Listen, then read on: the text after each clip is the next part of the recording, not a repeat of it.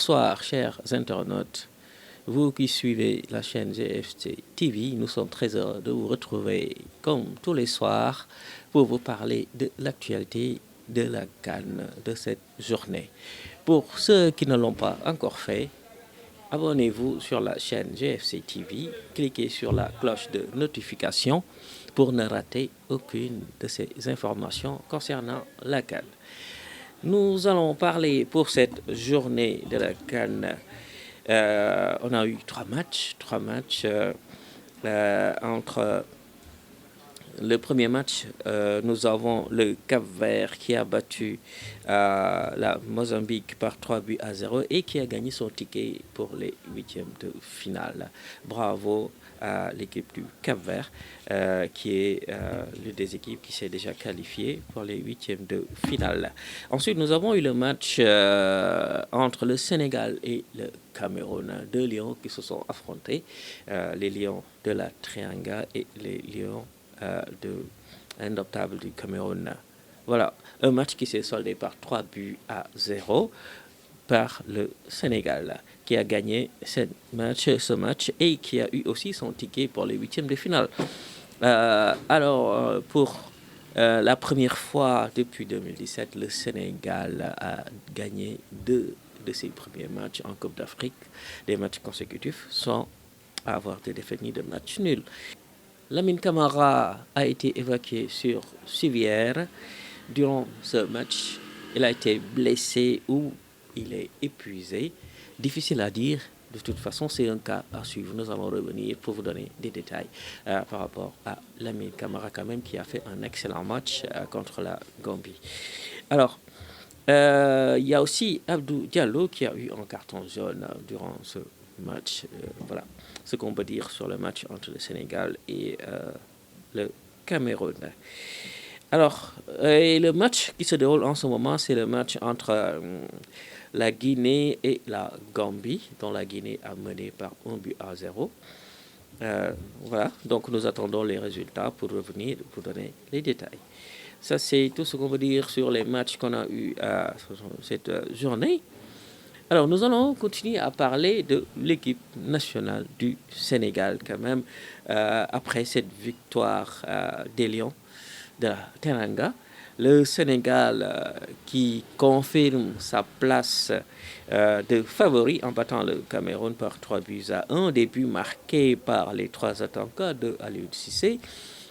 Alors, le premier but a été marqué par Ismaïla Sarr, et deuxième but par Habib Diallo et en troisième but, nous avons Sadio Mané dont on attendait quand même Sadio Mané qui a démarré cette CAN en marquant son premier but.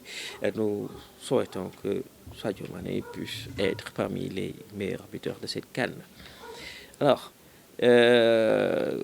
Ismaïla Sarr qui a été désigné l'homme du match par la CAF.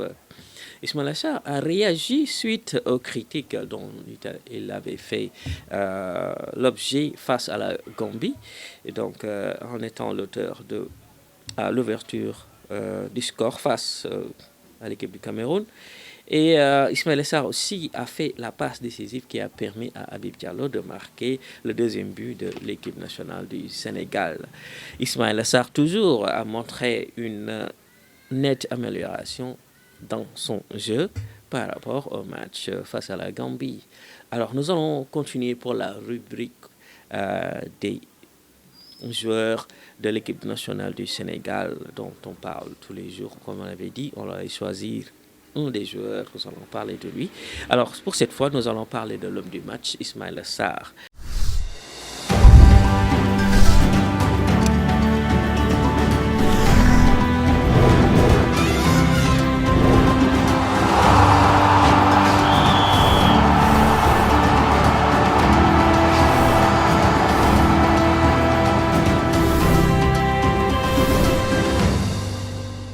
Ismaïla Sarr qui est né le 25 février 1998 à Saint-Louis du Sénégal et évoluant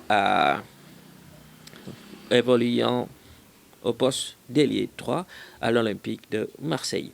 Il est aussi passé Génération Foot Academy, avec laquelle il a gagné la Coupe du Sénégal face au Casa Sport en 2015-2016.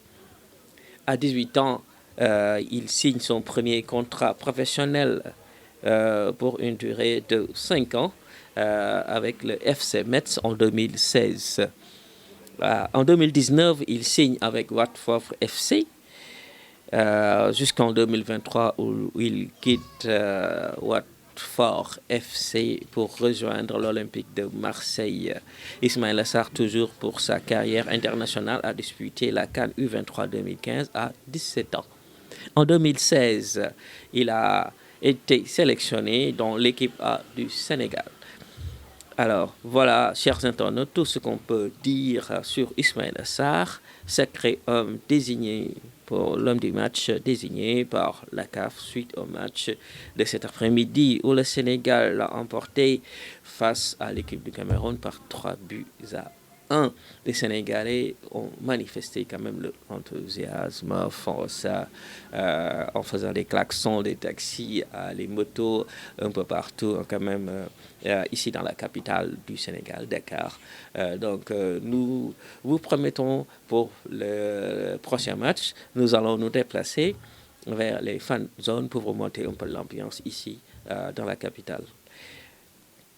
Alors, pour ce qui est des statistiques de la CAN, alors le meilleur score de ce tournoi, c'est 4-2 gagné par la Guinée équatoriale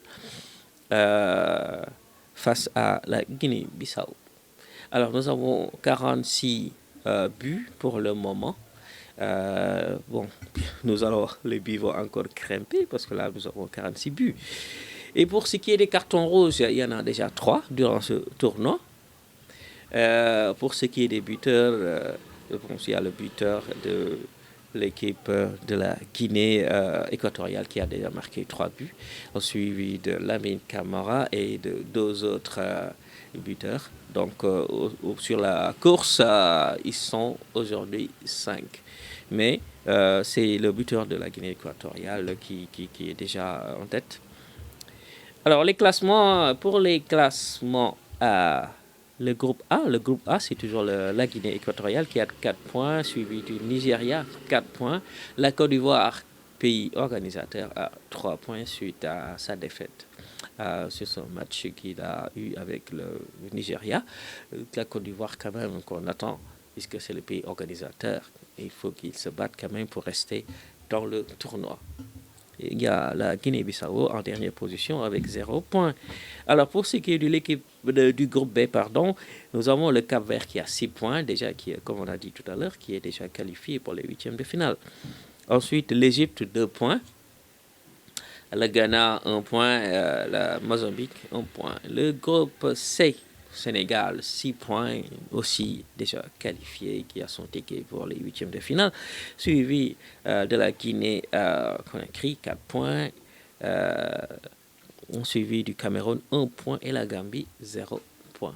Pour le groupe D, alors le groupe D, nous avons le Burkina Faso qui a 3 points, l'Algérie, 1 point, l'Angola, 1 point, et la Mauritanie, 0 point.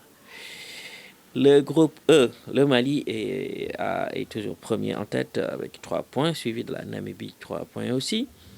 La Tunisie, 0. Afrique du Sud, 0 points. Pour le groupe F, le Maroc, 3 points. La RDC, 1 point. Zambie, 1 point. Tanzanie, 0 point. Voilà tout ce qu'on peut dire aujourd'hui sur ce numéro actu de la CAN. Ce qu'on va dire, c'est que les matchs se poursuivent quand même, et plus on avance, plus quand même on découvre des buteurs de ce tournoi. On voit des choses magnifiques quand même durant cette CAN.